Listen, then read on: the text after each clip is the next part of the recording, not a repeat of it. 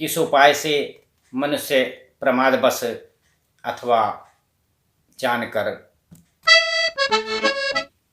पाप कर्म को करके यम की यातना को न प्राप्त हो। संसार में डूबे हुए दीन चित्त वाले, पाप से नष्ट बुद्धि वाले तथा विषयों के कारण दूषित आत्मा वाले मनुष्यों के उद्धार के लिए हे माधव, पुराणों में सुनिश्चित किए गए उपाय को बताइए, जिससे मनुष्य सद्गति को प्राप्त कर सके। तो श्री भगवान बोले कि मनुष्यों के हित की कामना से तुमने बहुत अच्छी बात पूछी है, सावधान होकर सुनो, मैं तुम्हें सब कुछ बताता हूँ। हे खगपते, मैंने इसके पहले पुत्र रहित और पापी मनुष्यों की यातना का वर्णन किया है। पुत्रवान तथा धार्मिक मनुष्यों को पूर्वोक्त दुर्गत कभी नहीं होती है।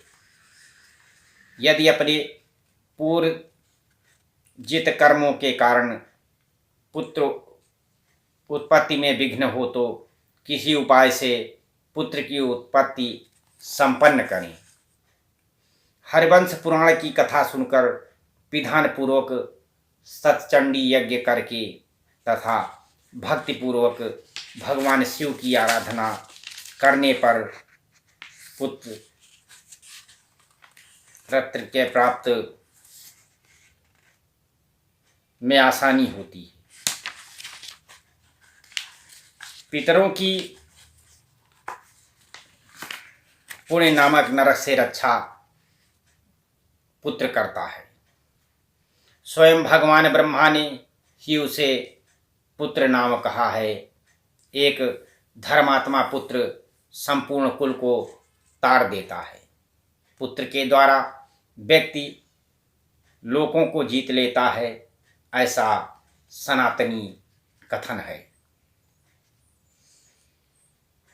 इस प्रकार वेदों में भी पुत्र के उत्तम महत्व को कहा गया है। इसलिए पुत्र का मुख देखकर मनुष्य पितृऋण से मुक्त हो जाता है।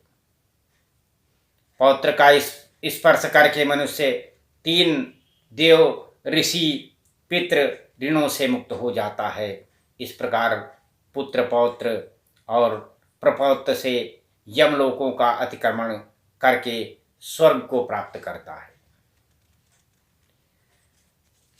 ब्रह्म विवाह की विधि से ब्याही गई पत्नी से उत्पन्न और पुत्र ऊर्ध्वगति प्राप्त कराता है और संग्रहित पुत्र अधोगति की ओर ले जाता है। हे खग श्रेष्ठ, ऐसा जान करके व्यक्ति हीन जाति की स्त्री से उत्पन्न पुत्रों को त्याग दे। सवर्ण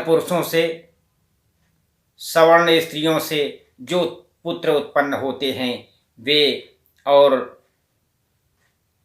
उत्तम पुत्र कहे जाते हैं और वे ही श्राद्ध करके पितरों को स्वर्ग प्रदान करने के कारण होते हैं।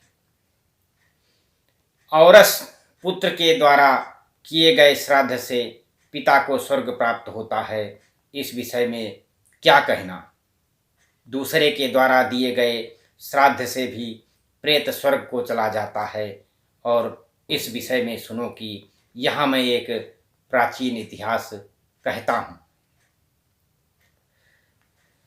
अर्धदैविक दान के श्रेष्ठ महात्म को सूचित करता है। हे ताक्ष, पूर्व काल में त्रेता युग में महोदय नाम के रमणीय नगर में महाबलशाली और धर्मपरायण बर्बुवाहन नामक एक राजा रहता था। वो यज्ञ अनुष्ठान परायण, दान में श्रेष्ठ और लक्ष्मी से संपन्न ब्राह्मण भक्तों तथा साधु पुरुषों के लिए अनुराग रखने वाला था। शील एवं आचार आदि गुणों से युक्त, सज्जनों के प्रति अपनत्व इतर जनों के प्रति दया के भाव से संपन्न था।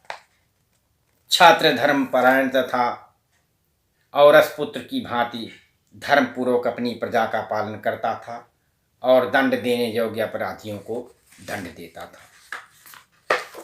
इस प्रकार से अच्छे राजा का कर्तव्य